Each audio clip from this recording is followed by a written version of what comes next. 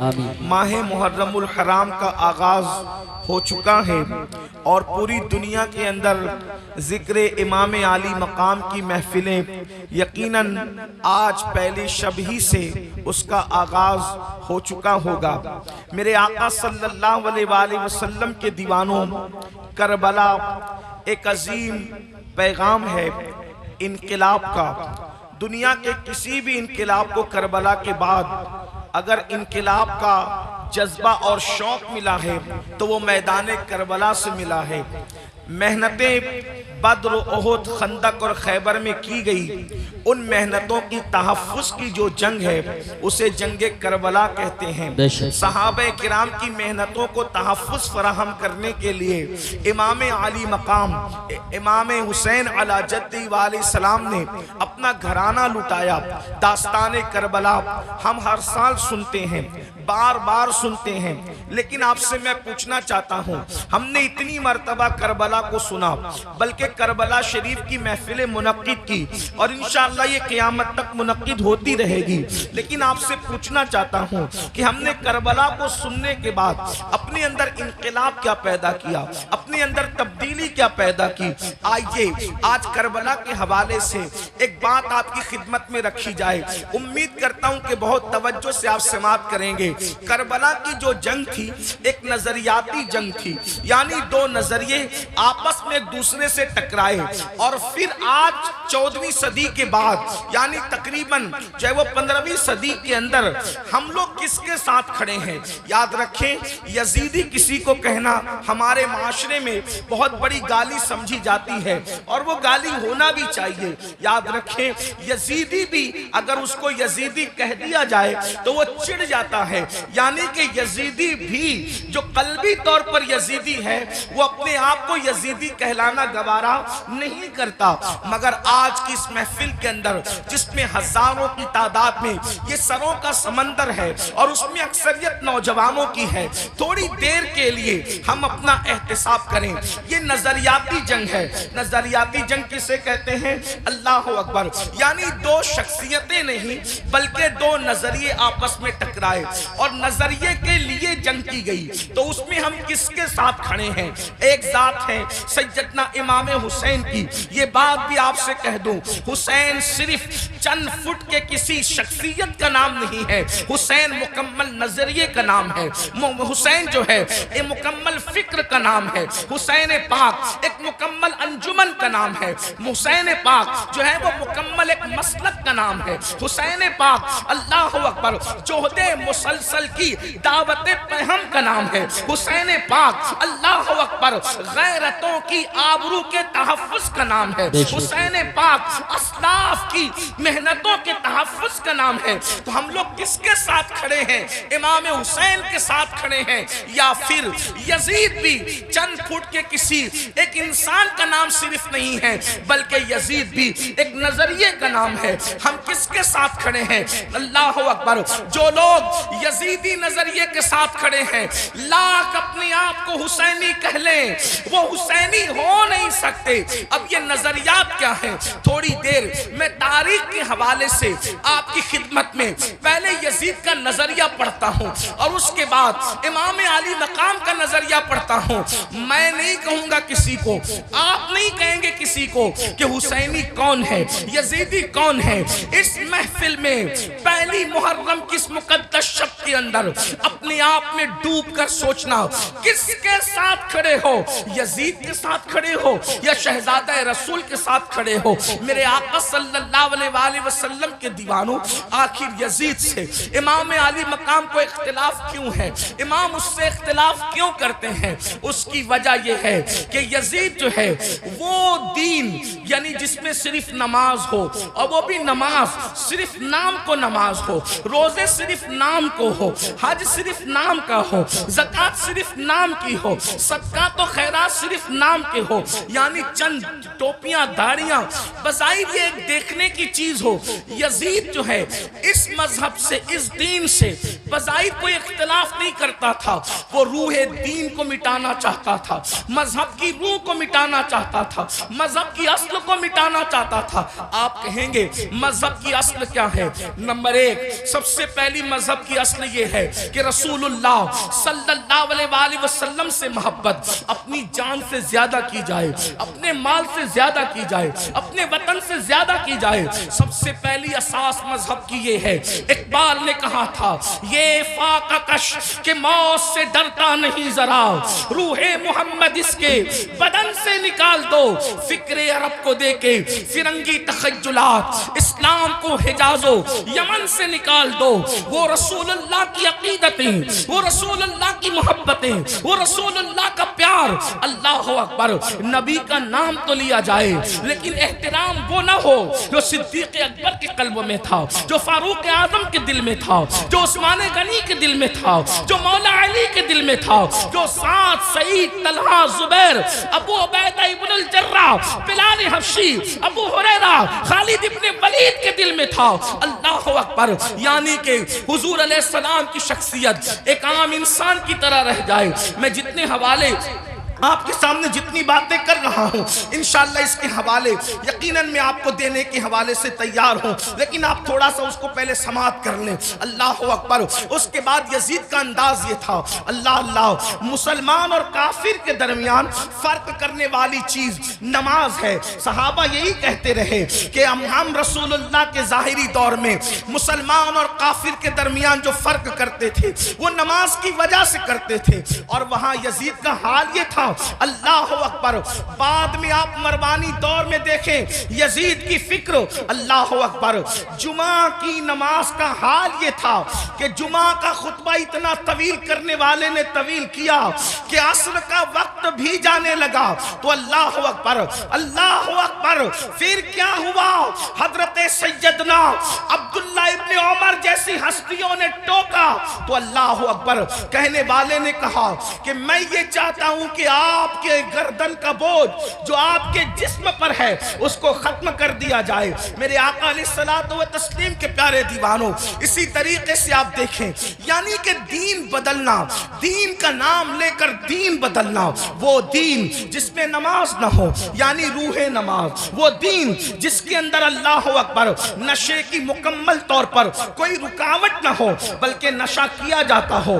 بلکہ یزید کے بارے میں حافظ ابن کثیر یہاں تک لکھتے ہیں کہ یزید اس نشیڑی کا اور نشہ کرنے والے کا نام ہے کہ جس نے سفر حج میں بھی شراب پینا بند نہیں کیا۔ وہ اس نے سفر حج میں بھی، سنبل والوں اور گرد و نواح سے آنے والوں، آپ سے پوچھنا چاہتا ہوں ہمارے ہندوستان کا کتنا بھی بگڑا ہوا آدمی اگر حج کے لیے جائے تو کم سے کم وہ سفر حج میں شراب نہیں پیتا۔ اللہ اکبر۔ لیکن وہ کس قدر بدبخت تھا، کس قدر بدترین اور پلیت تھا ابن کثیر کے قول کے مطابق کہ اس نے سفر حج میں بھی شراب پی، اور بعض مورخین نے تو یہاں تک اس کے بارے میں کہا ہے کہ اس نے اشعار کہے۔ اگر مورخین نے انصاف سے کام لیا ہے تو میں اہل علم کی توجہ چاہتا ہوں، میں صرف ناقل کی حیثیت سے اس کو بیان کر دوں۔ اللہ اکبر۔ اس نے کہا کہ اگر دین محمدی میں شراب حرام ہے تو پھر عیسائی بن کر کے شراب پی لینا چاہیے۔ یہ اس کا نظریہ تھا۔ وہ بندر نچاتا تھا، آپ کو پتا ہے، وہ بانسری بجاتا تھا، آپ کو پتا ہے۔ اللہ اکبر۔ اور یہاں تک کہ خواجہ حسن نظامی جیسے لوگوں نے تو بہت بڑی باتیں اس کے بارے میں لکھی، لیکن میں بہت احتیاط کے ساتھ یہ بات کروں کہ یزید اس بدترین انسان کا نام ہے جس نے اپنی سوتیلی ماں پر تک پاپ کی نظر ڈالی۔ لوگوں نے اور آگے کے قصے لکھے ہیں، میں اس کی طرف نہیں جاتا، لیکن صرف اتنا کہنا چاہتا ہوں اس نے اپنی سوتیلی ماں پر بھی پاپ کی نظر ڈالی۔ شیخ محقق شیخ عبداللہ محدث دہلوی رحمت اللہ علیہ لکھتے ہیں اما جان سیدہ عائشہ صدیقہ کو اس نے بدترین گالی دی، اور وہ گالی شیخ محقق نے لکھا ہے لیکن مجمع میں میری بیان کرنے کی ہمت نہیں ہے۔ واللہ وہ سیدہ عائشہ صدیقہ جس کے بستر پہ قرآن نازل ہوتا ہو، وہ سیدہ عائشہ صدیقہ جس پہ تہمت لگتی آتی ہو تو اللہ جس کی برات کا اعلان کرتا ہے، جس کی عصمت کا اعلان کرتا ہے، جس کی شان و عظمت کا اعلان کرتا ہے، سورۃ النور کی آیتیں جس کی طہارت کی گواہی دیتی نظر آتی ہو، میرے امام کہتے ہیں شمع دل مشکاۃ تن سینہ زجاجہ نور کا، تیری سیرت کے لیے آیا ہے سورہ نور کا۔ اللہ اکبر، وہ اتنی گندی گالی دی ہے، اس کا ذکر نہیں کیا جا سکتا، یہ یزید تھا۔ اب آپ سے پوچھنا چاہتا ہوں، اللہ اکبر، یزید کے یہاں باپ کا کوئی احترام نہ تھا، اس لیے کہ ابن کثیر کو آپ اٹھا کر کے پڑھیں تو وہ اپنے والد سے دور دور ہی رہا، بلکہ وہ یہود اور نصارہ کے ماحول میں رہا۔ کتوں سے محبت کرنا، بندروں سے محبت کرنا، بانسری کا معاملہ، یہ ساری چیزیں، اور پھر اس کے بعد اس کے اکثر دوست جو تھے وہ یہود و نصارہ تھے۔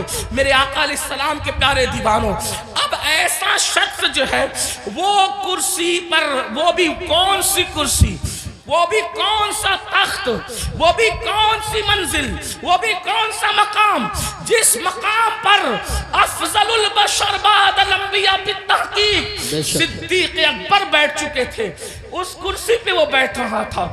اگر امام اس کو قبول کرتے تو لوگ یہ سمجھتے کہ جو رنگ صدیق اکبر کا ہے وہی رنگ یزید کا ہے۔ اللہ اکبر، یعنی کس قدر جو ہے وہ دین کے اندر فتنہ ہوتا، رکھنا ہوتا، کس طرح جو ہے وہ دین کی شکل بگڑ جاتی۔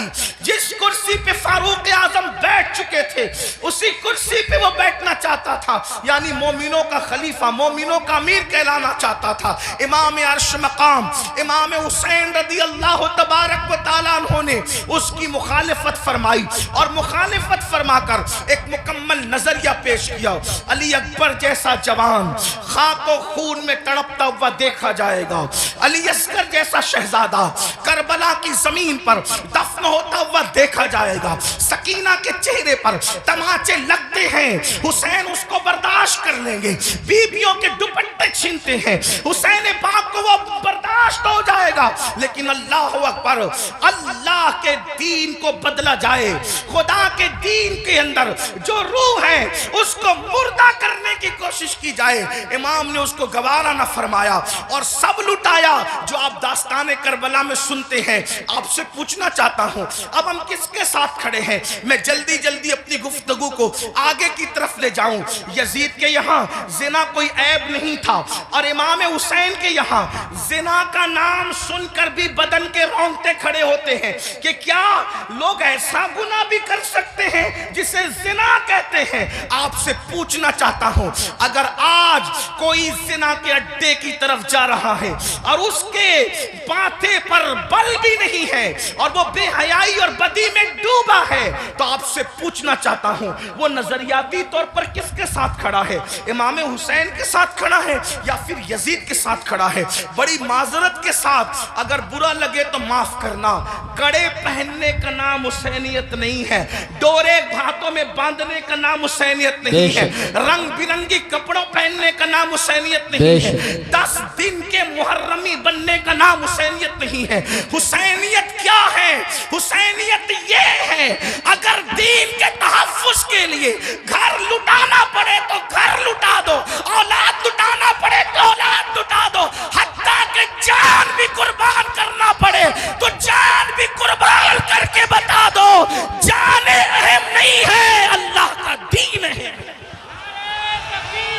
اللہ یا رسول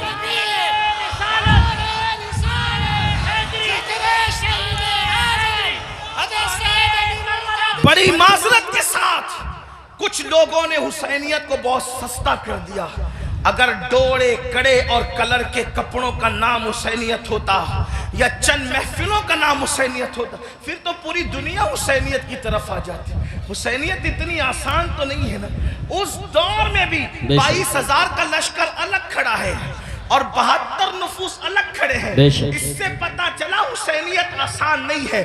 اب اپنے آپ میں ڈوب کر سوچو قیامت کے دن اللہ اکبر، کس کے ساتھ اٹھو گے؟ میری قوم کے وہ جوانوں جو اپنی راتوں کو گندی فلموں کے ساتھ جو ہے وہ اللہ اکبر جہنم کے عذاب کو قبول کرتے ہوئے، خدا کے چیلنج سے نہ ڈرتے ہوئے، نرم نرم گدوں پہ لیٹ کر اگر زنا کے مناظر دیکھ رہے ہو تو میں یہاں علماء موجود ہے، ایک بات عرض کروں کہ یزید بھی تو کہیں پھر ایسا کام کرنے والوں سے اس معاملے میں 2 قدم پیچھے نظر آ رہا ہے، اور میری قوم کے وہ جوان جو اپنے آپ کو حسینی کہہ رہے ہیں وہ اس معاملے کے اندر، اس معاملے میں کہہ رہا ہوں، کیا وہ یزید سے 2 قدم آگے نظر نہیں آتے؟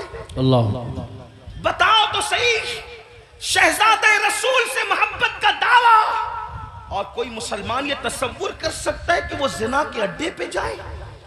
وہ زنا جس کے بارے میں اللہ کے رسول صلی اللہ علیہ وآلہ وسلم غیب نبی نے فرمایا کہ قیامت کے دن زانیوں کو آگ کے کپڑے پہنائے جائیں گے، آگ کا کرتا پہنایا جائے گا، اور ان کی شرمگاہوں پر جہنم کی آگ بھڑکائی جائے گی۔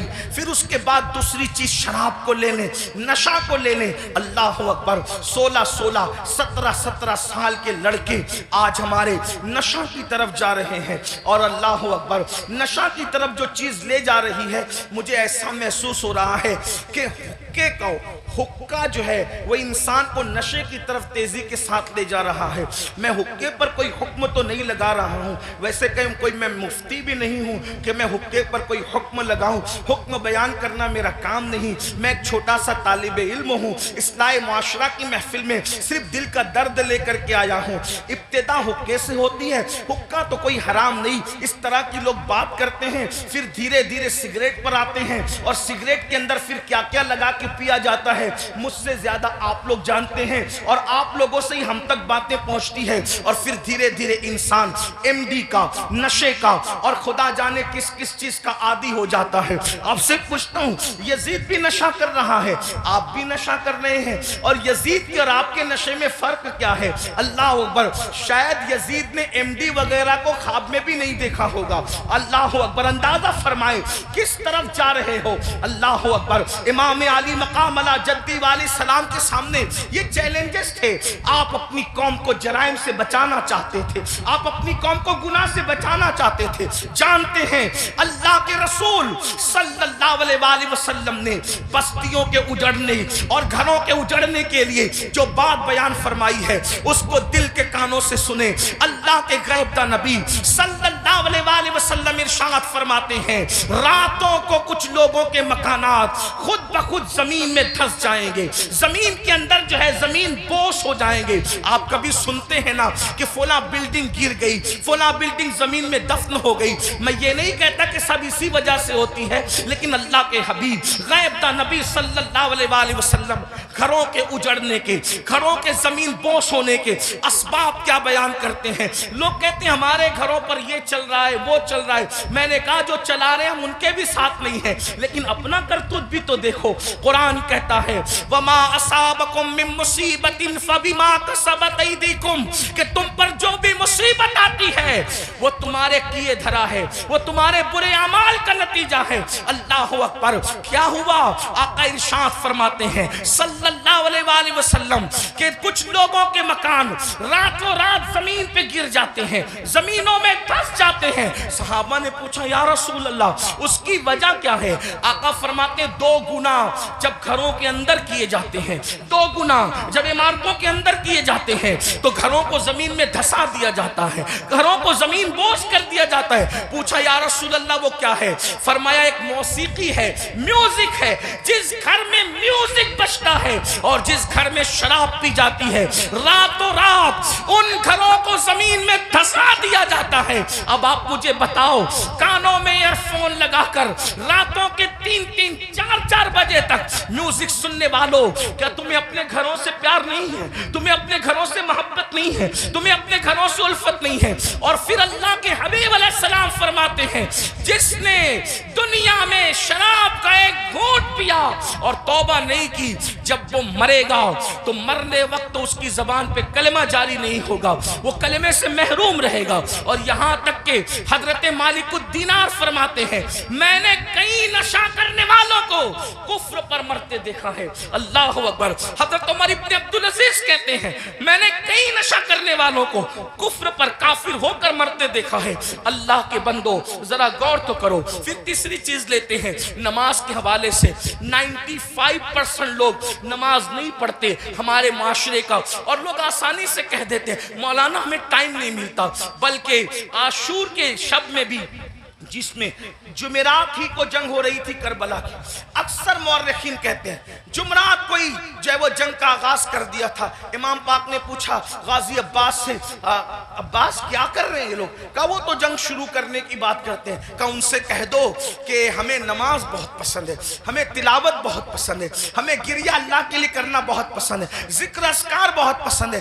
وہ جنگ تو ہونی ہے لیکن ایک رات کی وہ ہمیں مہلت دے دیں تاکہ آنے والی رات شب عاشور ہے اس میں ہم اللہ کی عبادت کریں, گریہ وزاری کریں. آپ سے پوچھتا ہوں امام تو مہلت لے رہے ہیں عبادت کے لیے, اور اللہ رب العزت نے ہمیں پوری زندگی دی ہے, عبادت کی طرف نہیں آتے. کتنی سادگی سے انسان کہتا ہے مولانا ٹائم نہیں ملتا. مجھے بتاؤ ہم سے بڑھ کر کے مکر کون کر رہا ہے؟ ہم کہتے ہیں ٹائم نہیں ملتا. اگر تلاوت کے لیے ٹائم نہیں ہے تو گھنٹوں گھنٹوں واٹس ایپ پر وقت کے لیے کیسے ٹائم ملتا ہے؟ اگر اللہ کی عبادت کے لیے ٹائم نہیں ہے تو فیس بک پر یوٹیوب پر گھنٹوں گزارنے کے لیے ٹائم کیسے ملتا ہے؟ دوستوں کے ساتھ گپ شپ کرنے کے لیے ٹائم کیسے ملتا ہے؟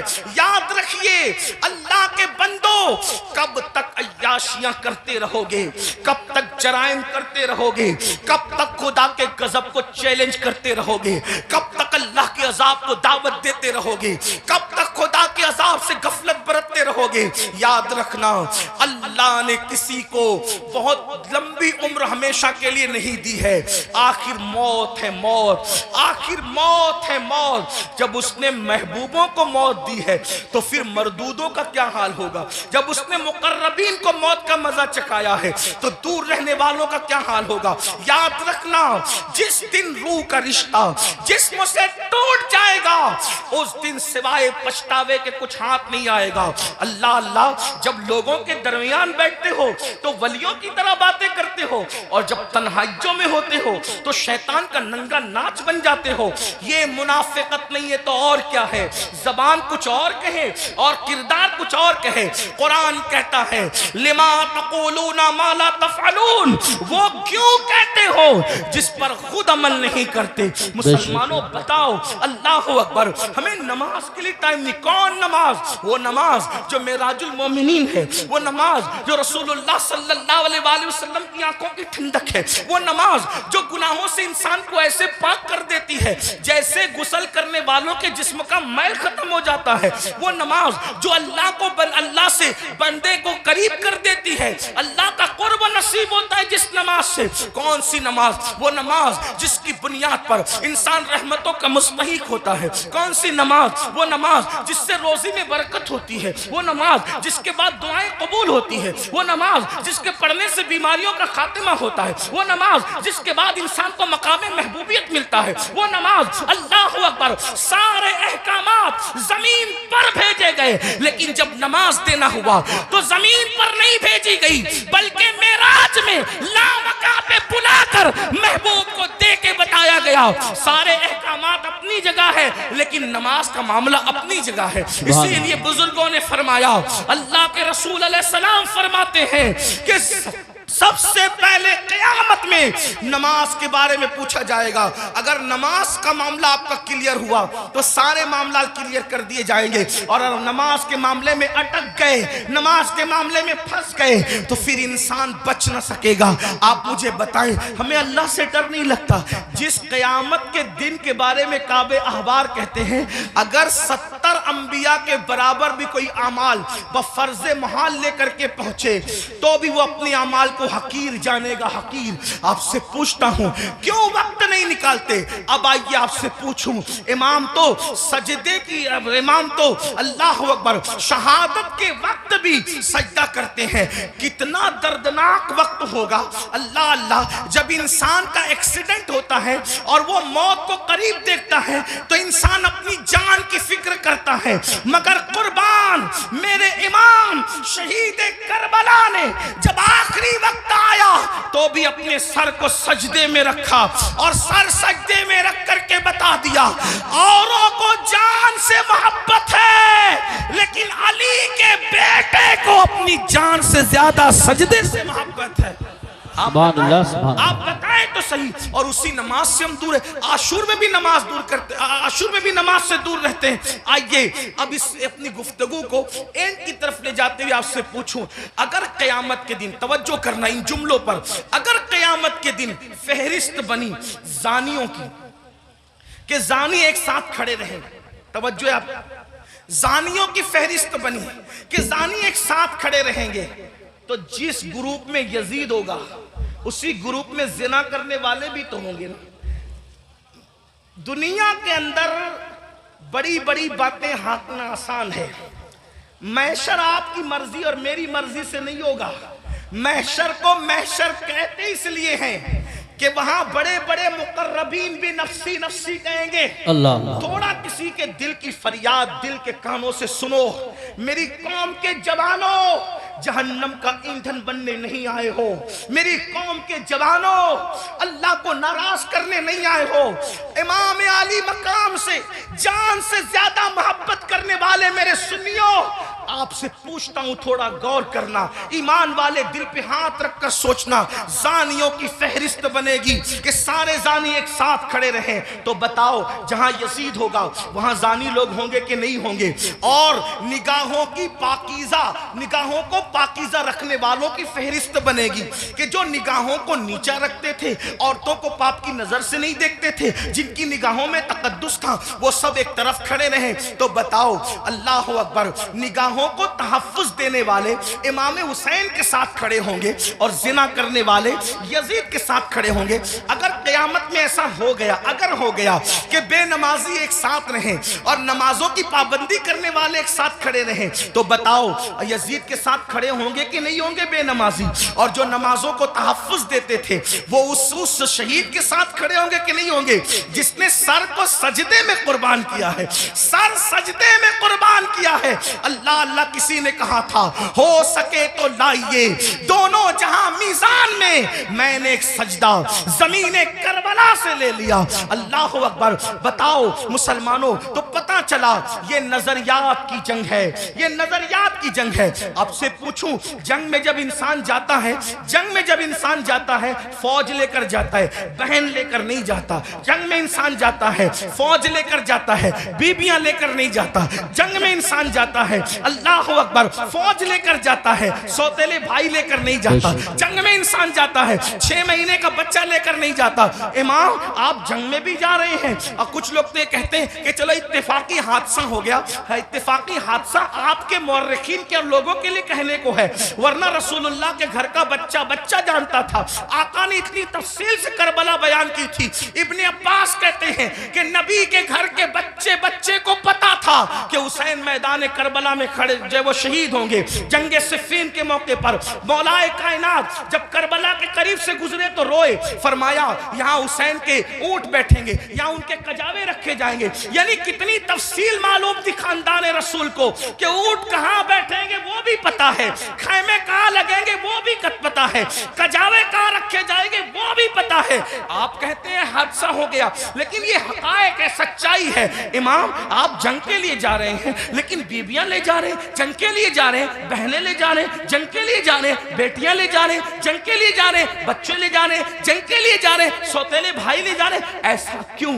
امام گویا کے بتائیں گے یہ تلواروں کے ٹکرانے کی جنگ نہیں بلکہ یہ کردار کی جنگ ہے, یہ نظریات کی جنگ ہے. ایک طرف یزید سوتیلی ماں کو پاپ کی نظر سے دیکھ رہا ہے, تو ہم میدان میں بتائیں گے کہ سوتیلے رشتے کا تقدس کیا ہے. آپ دیکھیں پوری دنیا کے اندر سوتیلا رشتہ ہمیشہ مشکوک رہا ہے. آپ توجہ کریں, سوتیلا رشتہ ہمیشہ مشکوک رہا ہے. آپ نہیں دیکھتے سوتیلے رشتے کا مطلب قرآن کی تفاسیر اٹھا کر کے دیکھیں, ابن عباس سے لے کر صاحب نعیمی تک سوتیلے رشتے کا مطلب کیا؟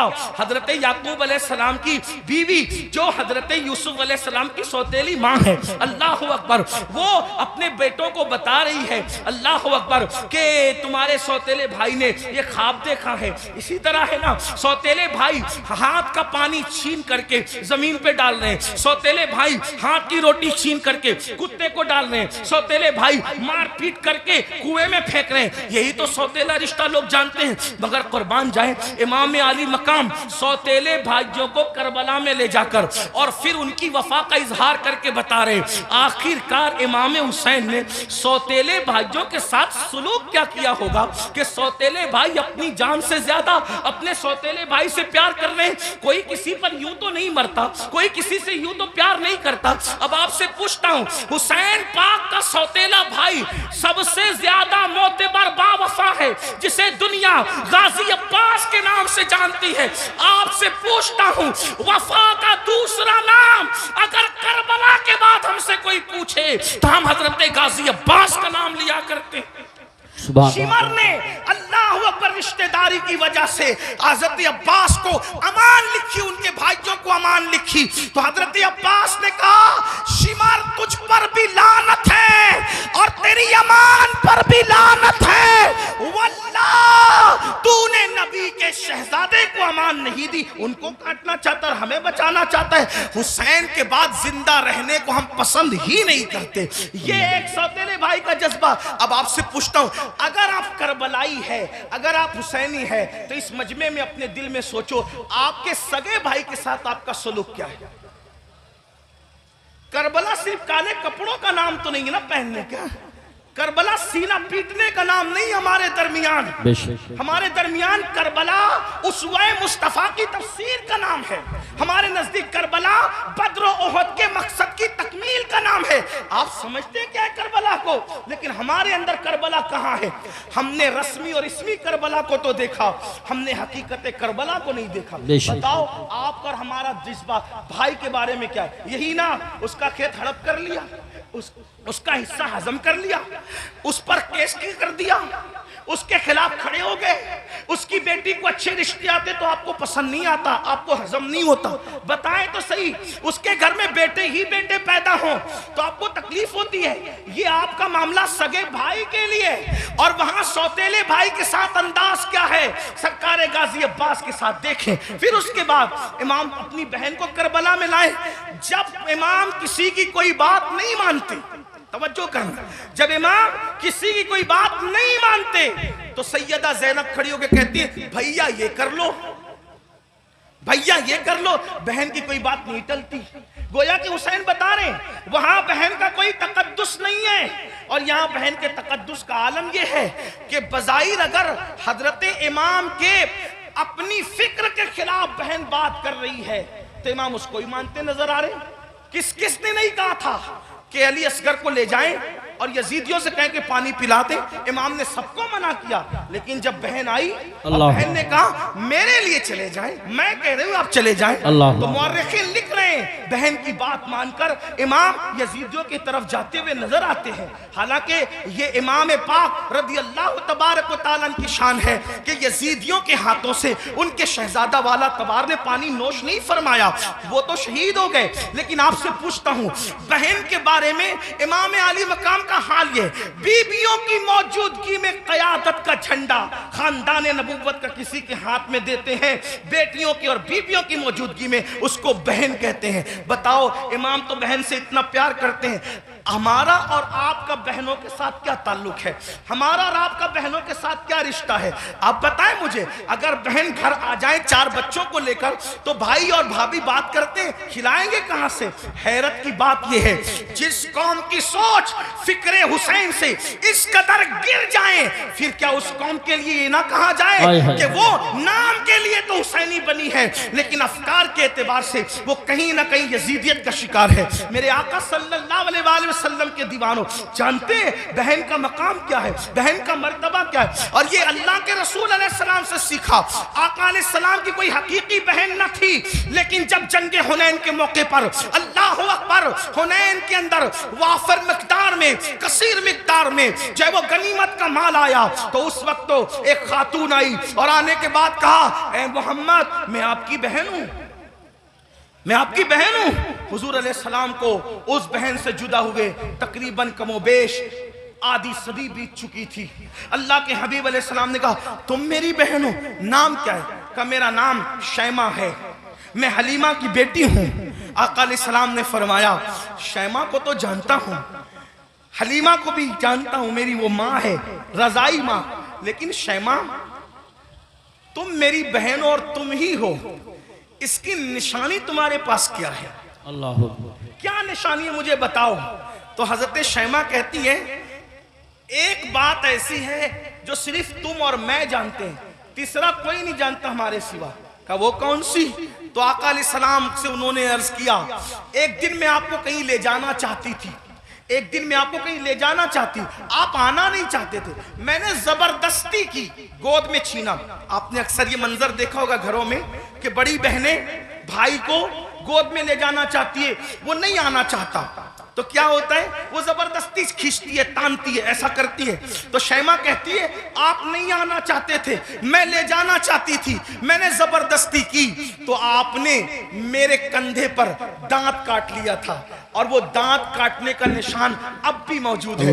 حضور علیہ السلام نے یہ سنا تو اتنا ہنسے اپنی شان کے مطابق کہ حضور علیہ السلام کی داڑھیں نظر آئی، اور پھر جب یہ ثابت ہو گیا کہ شیمہ یہی ہے تو آقا نے فرمایا اے میرے صحابہ، شیمہ کے سسرال کی بکریاں، بھیڑے، اونٹ، گھوڑے جتنے غنیمت میں آئے ہیں، چونکہ یہ میری بہن ہے میں اس کو واپس کرتا ہوں، تم لوگ بھی واپس کرو۔ سبحان اللہ، نعرہ تکبیر۔ فرمائے اللہ بہن کا یہ یا اکرام رسول ہے، حالانکہ وہ حقیقی بہن نہیں ہے، وہ حقیقی بہن نہیں، رضائی بہن ہے۔ اکرام دیکھو، احترام دیکھو، ہمارے پاس بہن کا کیا احترام ہے۔ اگر بہن جوان ہو گئی، اس کو رشتے نہیں آ رہے ہیں تو بھائی بوجھ سمجھتا ہے، بوجھ سمجھتا ہے، اور جب بھائی بوجھ سمجھتا ہے تو وہ دیکھتی ہے کہ بھائی کا منہ اچھا نہیں، باپ بوجھ سمجھ رہے باپ کا منہ اچھا نہیں، ماں بوجھ سمجھ رہی باپ کا منہ، ماں کا منہ اچھا نہیں، تو پھر ایک بیٹی یہ فیصلہ کرتی ہے جس گھر میں نہ بھائی اپنا ہو، نہ بہنیں اپنی ہو، نہ ماں اپنی ہو، نہ باپ اپنا ہو، سب تو منہ اتار کر کے مجھے بوجھ سمجھتے ہیں، تو پھر وہ مجبوراً یہ فیصلہ کرتی ہے کہ پھر باہر جہاں سے پیار مل رہا ہے، پیار اگرچہ دھوکے کی طور پہ مل رہا ہے، اللہ اکبر، پھر کیوں نہ اسی کا ہاتھ پکڑ لیا جائے۔ یاد رکھنا مسلمانوں، آج ہمارے منبروں سے یہ بات ہو رہی ہے کہ ہماری بیٹیاں بھاگ رہی ہیں، بھاگ رہی ہیں، بھاگ رہی ہیں، مفکرین یوٹیوب چینلوں پر بھی کہہ رہے ہیں۔ پہلی بات تو میں دو بات کرنا چاہتا ہوں۔ نمبر ایک، منبروں سے اس بات کو بہت مبالغے کے طور پہ بیان نہ کیا جائے، یہ میری گزارش ہے، ورنہ کل مستقبل میں، اللہ اکبر، مستقبل میں کل لوگ انہی تقریروں کو بنیاد بنا کر، انہی اخبارات کے آرٹیکلوں کو بتا کر ہمارے بچوں کو تانا دیں گے کہ تمہاری بیٹیاں تو بھگوڑی تھی، بھگوڑی، قوم کی بیٹیاں بھگوڑی تھی۔ کوئی کہتا ہے 30 لاکھ چلی گئی، کوئی کہتا ہے 40 لاکھ چلی گئی، کوئی کہتا ہے 50 لاکھ چلی گئی۔ میں نے کہا حضرت جی ثبوت تو بتائیں، اتنی چلی گئی کہاں گئی، ذرا یہ تو بتائیں۔ وہ کہا میڈیا میں آیا ہے۔ میں نے کہا او نادانو، تھوڑا تو ذرا شعور کرو، ہر بات تو بولنے کی نہیں رہتی۔ اگر میڈیا کہہ دے کہ چاند ہو گیا، چاند آ گیا، تو کیا اس کی بات مانو گے؟ کہ نہیں مانیں گے۔ ہم نے کہا جس میڈیا کے کہنے پہ چاند کا آنا نہیں مانتے، اس میڈیا کے کہنے پہ بیٹیوں کا بھاگ جانا کیسے مان لیتے ہو؟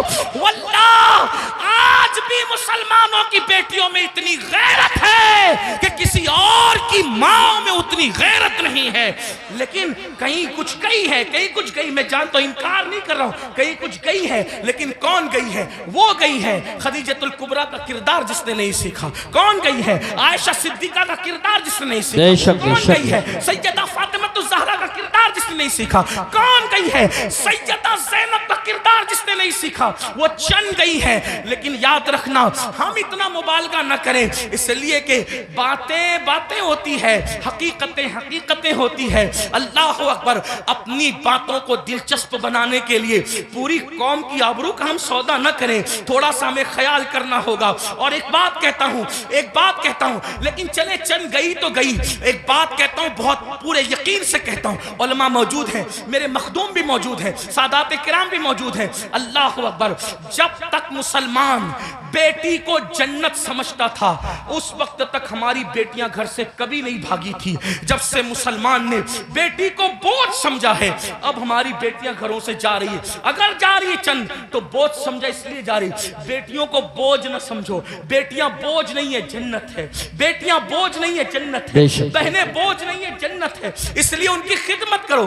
کیا لوگوں کو یہ نہیں پتا اللہ کے سچے رسول صادق و مصدوق نے فرمایا بیٹی کی پرورش کرنے والا اور میں محمد جنت میں اتنے قریب ہوں گے جیسے یہ 2 انگلیاں قریب ہیں۔ آپ سے پوچھتا لوگ کہتے ہیں حضرت ایسا تعویذ دی ہمیشہ برکت رہے۔ میں نے کہا بیٹی اس تعویذ کا نام ہے قیامت تک برکت رہے گی۔ وہ کیسے؟ کہ حدیث پاک میں آتا ہے جس گھر میں بیٹی پیدا ہوتی ہے اس گھر میں فرشتے آتے ہیں اور اس کو چاروں طرف سے گھیر کر کہتے ہیں اے کمزور جان سے پیدا ہونے والی کمزور جان، جس کے گھر میں تو پیدا ہوئی ہم قیامت تک اللہ کے حکم سے اس کی مدد کرتے رہے۔ اب بیٹی پیدا ہو تو مدد یوں اتر رہی ہے اور ہم نے بیٹیوں کو بہت سمجھ لیا۔ تو امام کربلا میں دیکھو بیٹی سے پیار کتنا کر رہے ہیں۔ حضرت سیدہ سکینہ جنہیں سکینہ بھی کہتے ہیں، اب میں جو ہے وہ تلفظات کے جو ہے وہ بھول بھلیا میں آپ کو گمانا نہیں چاہتا، جو لوگ کہتے ہیں وہی کہہ کر آگے بڑھنا چاہتا ہوں، لیکن بہرحال حضرت سیدہ سکینہ کو سینے پہ سلا رہے کہ نہیں سلا رہے؟ ایک بیٹی کا مرتبہ کربلا کے خیمے میں امام اپنی بیٹی کو سینے پہ رکھ رہے ہیں۔ آپ اندازہ تو فرمائیں، چچا بھتیجی کے کہنے پر فرات تک جا رہا ہے، یہ سب کیا ہے؟ بھائی اپنی بہن کے کہنے پر، امام علی اکبر رضی اللہ تبارک و تعالی اپنی بہن کے کہنے پر وہ سب کچھ کرتے نظر آ رہے ہیں جس کو دیکھ کر کے انسان حیرت و استجاب میں ڈوب جاتا ہے۔ کربلا یہ بھائیو، کربلا اب اختتام پہ سن لے ذرا سا، کربلا رشتوں کی وفا کا نام، کربلا رشتوں کو تعظیم دینے کا نام، کربلا محبتوں کا نام، کربلا احترام کا نام، کربلا تعظیم کا نام، کربلا قرآن کے تحفظ کا نام، کربلا عقیدے کی حفاظت کا نام، اور کربلا حدیث کے صحیح مفہوم کو عملی تفسیر میں پیش کرنے کا نام، کربلا قرآن مقدس کے سانچے میں ڈھل جانے کا نام، کربلا شراب سے نفرت کا نام، کربلا زنا سے نفرت کا نام، کربلا جوے سے نفرت کا نام، کربلا بانسری میوزک اور موسیقی کے مکمل خاتمے کی جود مسلسل کا نام، کربلا سجدوں کے لیے انسان کیا کیا قربانی دے سکتا ہے اس پیغام خاموش کا نام کربلا ہے۔ اب آپ سے پوچھتا ہوں ہم نے کربلا سے سیکھا کیا؟ وہی گناہ میں مبتلا، وہی جرائم میں مبتلا، وہی بلاؤں میں مبتلا۔ ایک بات یہ بھی کہہ دوں اختتام پر، خاص طور پر آخر میں بات کرتے کرتے مسلمانوں ایک بات آپ سے کہہ دوں، کربلا تو صحابہ کرام کی قربانیوں کے تحفظ کا نام تھا، لیکن آج جب کربلا کا ذکر ہوتا ہے تو انہی صحابہ کو نشانہ بنایا جاتا ہے، انہی صحابہ پہ تبرہ کیا جاتا ہے، انہی صحابہ کو معاذ اللہ یہ اس لیے قرار دیا جاتا ہے کہ انہوں نے تو اہل بیت کا حق کسب کیا۔ اور وہ لڑکے جو جمعہ کی نماز بھی 2 رکعت پڑھ کے بھاگ کر آتے ایسے جیسے اسکول کی چھٹی ہونے پر بچے بھاگ جاتے ہیں، وہ صحابہ کے کردار پہ بات کرتے ہیں کہ وہ تو ایسے تھے، وہ تو ویسے تھے۔ میں پوچھتا ہوں کس منہ سے صحابہ کو تان کرتے ہو؟ کس منہ سے صحابہ کی عظمت پر انگلی اٹھاتے ہو؟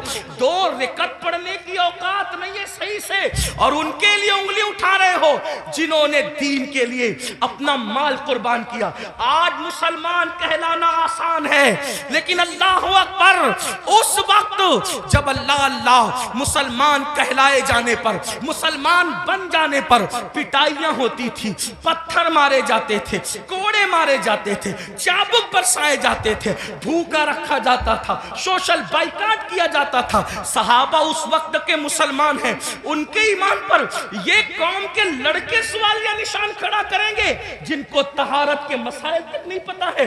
آپ سے پوچھنا چاہتا ہوں وہ صدیق اکبر رضی اللہ تبارک و تعالیٰ عنہ جس نے وہ قربانی دی ہے کہ اللہ کے رسول نے فرمایا جس نے اسلام کی مدد کی ہے سب کے احسان کا بدلہ ادا کیا جا چکا ہے سوائے ابو بکر کے احسان کا بدلہ قیامت میں اللہ تبارک و تعالیٰ عطا فرمائے گا۔ ایسے لوگوں کو غاصب کہا جاتا ہے، ایسے لوگوں کو حق تلف کس کا؟ اہل بیت کا۔ مجھے بتاؤ مسلمانوں ذرا غور کرو، اس فاروق اعظم کے بارے میں کہا جاتا ہے کہ انہوں نے یہ کیا یہ کیا یہ کیا. آپ سے پوچھتا ہوں فاروق اعظم کا کردار پتا ہے؟ فاروق اعظم کا کردار معلوم ہے؟ فاروق اعظم کے کردار کے بارے میں علم ہے؟ اللہ اکبر. آپ کو وہ سفر یاد ہوگا, آپ وہ سفر جانتے ہوں گے. اللہ اکبر کہ فاروق اعظم مدینہ منورہ سے چلتے, فاروق اعظم مدینہ منورہ سے چلتے اور مدینے سے چلتے ہوئے بیت المقدس جاتے ہیں. ایک ہی اونٹنی ہے, اپنے جوانوں کی خاص توجہ, ایک ہی اونٹنی ہے, غلام ساتھ میں جا رہا ہے. فاروق اعظم غلام سے کہتے سواری ایک ہے اس لیے ہم یہ کریں گے, سواری ایک ہے یہ کریں گے کہ تھوڑی دیر میں بیٹھوں گا, تھوڑی دیر آپ بیٹھنا, پھر میں پیدل چلوں گا, پھر تم بیٹھو گے, تم چلو گے میں بیٹھوں گا. آپ سے پوچھتا ہوں بیت المقدس تک غلام کو اس طرح لے کر کے گئے کہ نہیں لے کے گئے؟ آپ بتائیں. بولنے سے پہلے تولو, کسی کی بھی بات سن کر کے بکا مت کرو. جو فاروق اعظم ایک غلام کی حق تلفی نہ کریں, جو فاروق اعظم ایک غلام کی حق تلفی نہ کریں, وہ فاروق اعظم اپنی آقا زادی سیدہ فاطمۃ الزہرا کی حق تلفی کیسے کر سکتے ہیں؟ آپ جانتے ہیں کبھی غور تو کیا ہوتا, کبھی سوچا تو ہوتا, جس سے جو سنا وہی بکنا شروع کر دیا. میرے آقا علیہ السلام فرماتے ہیں میرے اصحاب کو برا مت کہو, میرے صحابہ کو برا مت کہو. اور اسی کربلا کی بات کرتے ہوئے صحابہ پہ تبرہ کیا جائے. مسلمانوں کیا منہ لے کر کے اٹھو گے؟ جانتے ہیں شفا شریف میں قاضی ایاز رحمت اللہ تعالی علیہ لکھتے ہیں کہ ایک شخص مر رہا تھا, اس کو موت آ رہی تھی, مرتے وقت اس کی زبان پہ کلمہ نہیں آ رہا تھا. اللہ اکبر, اس کی زبان پہ کلمہ نہیں آ رہا تھا. اس سے پوچھا گیا کہ تو کلمہ کیوں نہیں پڑھ پا رہا ہے؟ اس نے کہا کہ میں ابو بکر اور عمر کے گستاخوں کے ساتھ بیٹھا کرتا تھا. وہ گستاخ نہیں تھا بلکہ گستاخان شیخین کے ساتھ بیٹھتا تھا. اللہ اکبر. تو جو گستاخان شیخین کے ساتھ بیٹھے, صرف بیٹھے, مرتے وقت اس کی زبان پہ کلمہ نہیں آتا, جو گستاخی کرے اس کا کیا انجام ہوگا؟ یہ دنیا چند دن کی ہے, یہ دنیا چند لمحے کی ہے.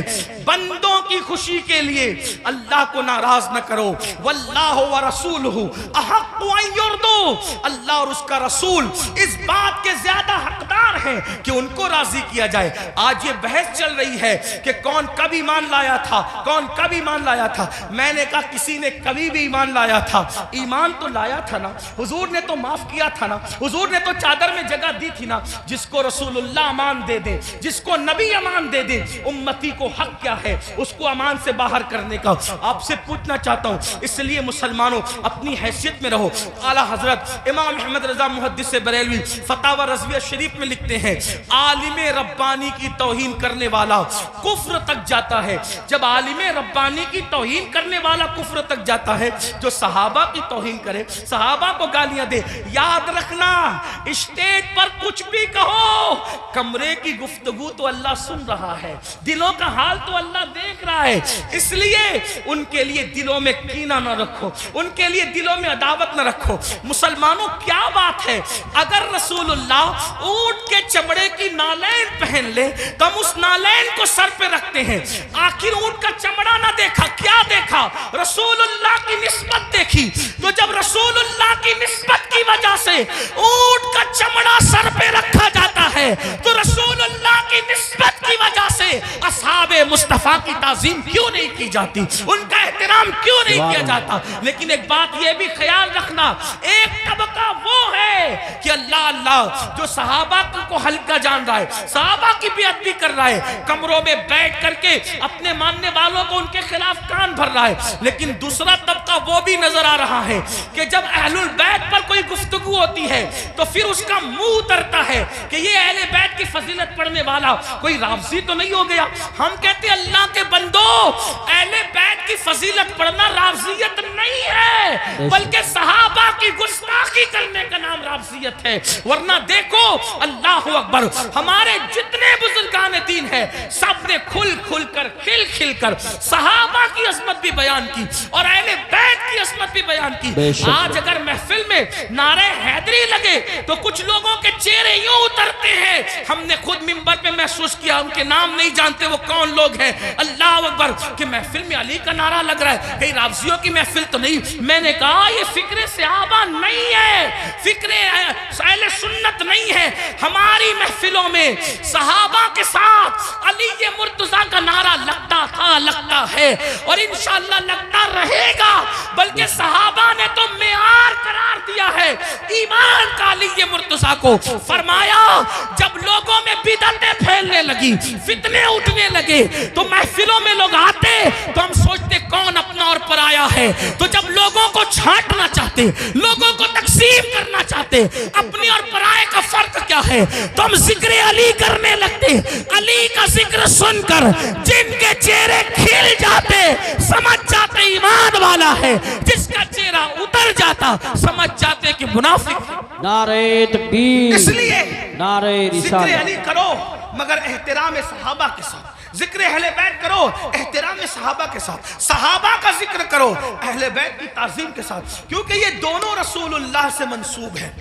بلکہ یوں کہہ لیں حضور کے ارد گرد ستارے گردش کر رہے ہیں. جو گردش گھر کے اندر کر رہے ہیں ان کو اہل بیت کہتے ہیں, اور جو گھر کے باہر کر رہے ہیں ان کو صحابہ کہتے ہیں. حضور کی نسبت کا خیال کرو. آئیے اپنی بات کو اختتام تک پہنچاتے ہوئے یہ بات عرض کروں. مسلمانوں, ہم نے باتیں بہت کی, بہت باتیں کی, بہت باتیں کی. ہم سب جگہ ہیں, عمل کے میدان میں نہیں. عمل سے کورے, زندگی گناہوں میں ڈوبی ہوئی ہے. یاد رکھنا اللہ کی بارگاہ میں ہمیں اور آپ کو پہنچنا ہے, اللہ کو منہ دکھانا ہے, اللہ کی بارگاہ میں کھڑے ہونا ہے. آئیے آج سے پہلے کچھ کیا, جو کیا سچی توبہ کریں, اللہ کی طرف پلٹیں, اللہ کی طرف واپس آئیں. یاد رکھیے انسان جہاں جا کر جرم کا اعتراف کرے, جہاں جا کر اعتراف جرم کرنے سے انسان کی عزت گھٹتی ہے. لیکن ایک میرے اللہ کا در ہے, جہاں آ کر انسان اقبال جرم کر لے تو میرا اللہ عزت گھٹاتا نہیں بلکہ عزت کو بڑھا دیتا ہے. آؤ توبہ کرو. آج محرم شریف کی پہلی تاریخ ہے. یہ محرم شریف حرمت والا مہینہ ہے, حرمت والا, یعنی جن 4 مہینوں کی حرمت اللہ نے روز اول سے مقرر کی ہے اس میں محرم الحرام بھی ہے. اور اللہ کے رسول علیہ السلام کی ایک حدیث یہ ہے کہ رمضان شریف کے بعد سب سے زیادہ جس مہینے کے روزے کی اہمیت ہے وہ ماہ محرم الحرام کے روزے, ماہ محرم شریف کے روزے. ان دنوں کو خرافات بدعات میں گزارنے کی بجائے عبادات میں گزارو. ہو سکے تو یہ طے کر لو کہ روزانہ میں نے نبی اور آل نبی پر 1000 بار درود شریف پڑھنا ہے. آپ کہیں گے لوگ کہتے ہیں ارے بہت ٹائم لگے گا. کوئی ٹائم نہیں لگے گا. صلی اللہ علیہ وآلہ وسلم یہ بہت مختصر درود شریف, بہت مختصر درود شریف ہے. اگر اس درود شریف کو آپ نے پڑھا 1000 بار صرف 20 منٹ کا ٹائم لگے گا. 20 منٹ درود شریف پڑھو. اس کے بعد جیسا کہ آپ نے پہلے بھی سنا صدقہ دو, خیرات دو. اور ایک بات آپ کو کہوں, اس کو بھی دھیان سے, کہ جو ہم خرافات پر اور بدعات پر پیسہ خرچہ کرتے ہیں اس پیسے کو اٹھا کے آپ وہ سادات کرام جو مالدار نہیں ہیں ان پہ خرچہ کرو, وہ علماء کرام جو مالدار نہیں ان پہ خرچہ کرو. اس سے کیا ہو؟ خرافات اور بدعات کے بارے میں توجہ کرنا. 2 گروپ ہیں, ایک گروپ کہتا ہے جائز ہے, ایک گروپ کہتا ہے ناجائز. جو گروپ جائز کہتا ہے وہ بھی صرف جائز ہی کہتا ہے, نہ فرض کہتا ہے, نہ واجب کہتا ہے, نہ سنت کہتا ہے, نہیں کہتا نا. جو جائز ثابت بھی کر لے خرافات کو تو صرف جائز ہی کہہ سکے گا, فرض نہیں کہہ سکے, واجب نہیں کہہ سکے گا.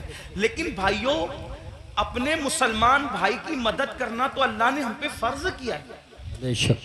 بلکہ یہاں تک فرمایا کہ جب تک تم اپنے مسلمان بھائی کی مدد کرتے رہو گے اللہ تمہاری مدد کرے گا. اور آپ کو بتاؤں خاص طور پہ سادات کی خدمت, وہ جو مالدار نہیں ہیں, مستحق ہیں, یہ نہیں کہتا غریب ہیں, میرے اندر اتنی ہمت نہیں کہ میں کسی سید کو غریب کہوں, لیکن سادات جو مالدار نہیں ہیں, مالدار اگر آپ ان کی خدمت کریں تو ہوگا کیا. 2-3 باتیں سن لے, بات ختم کرتے. حضرت سیدنا عبداللہ ابن مبارک رضی اللہ تعالی حج کو جا رہے تھے, حج کا ارادہ تھا, اور حج کے ارادے میں آپ نے یہ طے کیا کہ میں نے حج کو جانا ہے. پوری تیاری ہو گئی, ارادہ بن گیا حج کو جانا. عبداللہ ابن مبارک کو پتا چلا کہ میرے پڑوس میں ایک سید صاحب رہتے ہیں اور وہ اس وقت تھوڑا پریشان حال ہے، حالات کے ستائے ہوئے اور حالات کے مارے ہوئے. تو انہوں نے سوچا کہ پڑوسی ہے، سید ہیں، میں ان کے نانا کے یہاں جاؤں، میں حج کے لیے جاؤں اور ان کو بھوکا پیاسا تڑپتا بلکتا چھوڑ کے جاؤں. تو انہوں نے کیا کیا، اس سال حج نہیں کریں گے، انشاءاللہ آئندہ پھر کبھی دیکھیں گے. حج کی پوری رقم اٹھا کر اس سید صاحب کو دے دیا اور اس کے بعد آنسو پوچھتے ہوئے اب صبر کرتے ہوئے رہ گئے. جب حج سے قافلہ واپس آیا تو لوگ ملاقات کرتے تھے تو عبداللہ ابن مبارک لوگوں کو کہتے تھے مبارک ہو حج. تو لوگ بھی کہتے تھے عبداللہ آپ کو بھی مبارک ہو، آپ کو بھی مبارک ہو. حضرت عبداللہ ابن مبارک سوچتے یا اللہ میں گیا نہیں لیکن جو آتا ہے مجھے حج کی مبارکباد دیتا ہے. اسی فکر میں تھے، آنکھ لگی تو خواب میں غیب سے ندا آئی. کوئی کہنے والا کہتا ہے عبداللہ ابن مبارک تو نے میرے نبی کے شہزادے کی مدد کے لیے حج کو ملتوی کر دیا تو تیری یہ ادا اتنی پسند آئی کہ ہم نے تیرا ہم شکل ایک فرشتہ پیدا کیا ہے جو قیامت تک تیری طرف سے حج کرتا رہے گا اور اس کا ثواب تجھے ملتا رہے گا. سبحان اللہ سبحان اللہ. اس لیے خرافات کی طرف خرچ کرنے کی بجائے اپنے سادات جو مستحق ہیں ان کے لیے خرچ کرو.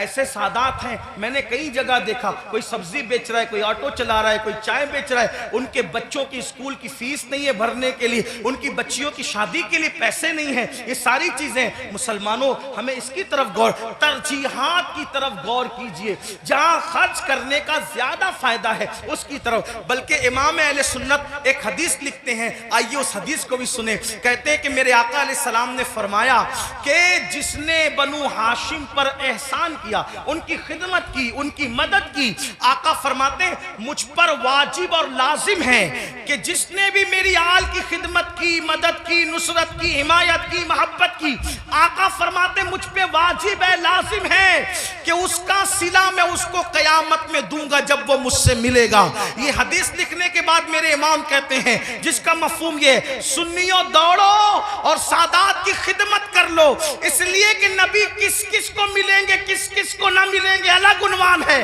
لیکن جنہوں نے آل نبی کی خدمت کی ہوگی اس سے ملنے کا وعدہ مصطفیٰ جان رحمت فرما رہے ہیں. گویا کہ اور لوگ حضور کو ڈھونڈیں گے اور حضور اپنی آل کی خدمت کرنے والے کو صلہ عطا فرما رہے ہوں گے، لقاء کا شرف عطا فرما رہے ہوں گے. اس لیے میری گزارش ہے، ہم نے اپنے پیسوں کو، روپیوں کو بہت ضائع کیا خرافات پر، بدعات پر. کیا خرافات ہے، کیا بدعات ہیں؟ اپنے علاقے کے مستند معتبر علماء اور مفتیان کرام کے پاس بیٹھو اور بیٹھ کر کے سیکھو کہ کن خرافات سے اور بدعات سے بچنا ہے اور کون سی چیزیں اہل سنت و جماعت سے ہے. جیسے کہ لوگ تو شربت پلانے کو بھی بدعت کہہ دیتے ہیں. آپ سے کہتا ہوں کہ بھئی شربت پلانا کون سی بدعت ہے؟ میرے امام لکھتے ہیں وہ بھی کیا دلیل دی، فرمایا جب کتے کو پانی پلانے پہ جنت مل سکتی ہے تو امام عالی مقام کے نام پہ اگر مومنوں کو شربت پلایا جائے تو پھر اس کا صلہ کیا ہوگا؟ یہ ساری چیزیں کرتے رہیے. اللہ تعالیٰ سے دعا ہے اللہ ہم سب کو توفیق دے. گفتگو کے درمیان اگر کوئی غلطی ہو جائے تو اللہ تعالیٰ معاف فرمائے. استغفر اللہ ربی من کل ذنب واتوب الیہ. اہل سنت کا ہے بیڑا پار، اصحاب حضور نجم ہے اور ناؤ ہے اطرت رسول اللہ کی. السلام علیکم ورحمۃ اللہ وبرکاتہ.